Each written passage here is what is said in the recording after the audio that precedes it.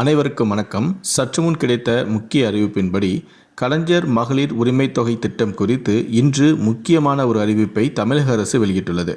இதை பற்றி விரிவாக தெரிஞ்சுக்கணும்னா இந்த வீடியோவை கடைசி வரைக்கும் ஸ்கிப் பண்ணாமல் முழுமையாக பாருங்கள். இந்த வீடியோக்குள்ளே போகிறதுக்கு முன்னாடி இந்த வீடியோக்கு ஒரு லைக் பட்டனை ப்ரெஸ் பண்ணிடுங்க. இது வரைக்கும் நீங்கள் என்னோட சேனலை சப்ஸ்கிரைப் பண்ணாமல் இருந்தீங்கன்னா மறக்காமல் சப்ஸ்கிரைப் பண்ணிக்கோங்க. கூடவே அந்த பெல் சிம்லையும் மறக்காமல் கிளிக் பண்ணிக்கோங்க. சரி, வாங்க இப்போ நம்ம வீடியோக்குள்ளே போகலாம்.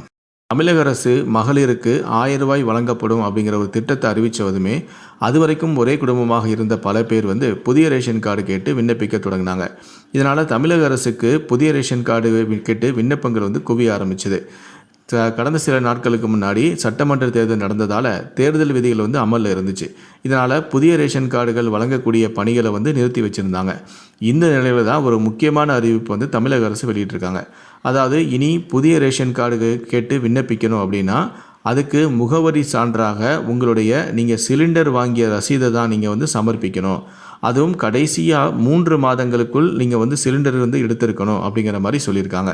மேலும் உங்களுடைய குடும்ப உறுப்பினருடைய ஆதார் கார்டும் அதற்கு தேவைப்படணும். இந்த ஆவணங்கள் இருந்தால்தான் இனி புதிய ரேஷன் கார்டுக்கு நீங்கள் விண்ணப்பிக்கவே முடியும் அப்படிங்கிற மாதிரி தகவல் வெளியாக இருக்குது. அதே போல் தனி நபர்களுக்கு ரேஷன் கார்டு கிடையாது அப்படின்னும், ஆனால் 55 வயசுக்கு மேற்பட்டவர்களுக்கு தனிநபர்களுக்கு ரேஷன் கார்டு கொடுக்கப்படும் அப்படின்னு சொல்லியிருக்காங்க. மேலும் புதிதாக திருமணமானவர்கள் தங்களுடைய பெற்றோருடைய ரேஷன் கார்டிலிருந்து உங்களுடைய பெயரை நீக்கின பின்னர் தான் நீங்கள் புதிய ரேஷன் கார்டு கேட்டு விண்ணப்பிக்க முடியும்னு, இதற்கு திருமண அழைப்பிதழோ அல்லது திருமண சான்றிதழோ இருந்தாலே போதுமானது அப்படின்னு சொல்லியிருக்காங்க. நீங்கள் புதிய ரேஷன் கார்டு விண்ணப்பிப்பதற்கு முன்னர் உங்களுடைய சிலிண்டர் இணைப்பை நீங்கள் முதல்ல வாங்கணும். தனியாக சிலிண்டர் இணைப்பு இல்லாவிட்டால் உங்களுக்கு கார்டு கிடையாது அப்படின்னு சொல்லியிருக்காங்க. மேலும் அரசு இ சேவை மையங்களில் நீங்கள் ரேஷன் கார்டுக்கு நீங்கள் விண்ணப்பிக்கலாம். அதே போல் அரசால் அங்கீகரிக்கப்பட்ட பொது சேவை மையங்களிலும் நீங்கள் ரேஷன் கார்டு கேட்டு விண்ணப்பிக்கலாம். ஏன் நீங்களே ஆன்லைனில் கூட விண்ணப்பிக்கக்கூடிய வசதியும் இருக்குது அப்படின்னு சொல்லியிருக்காங்க.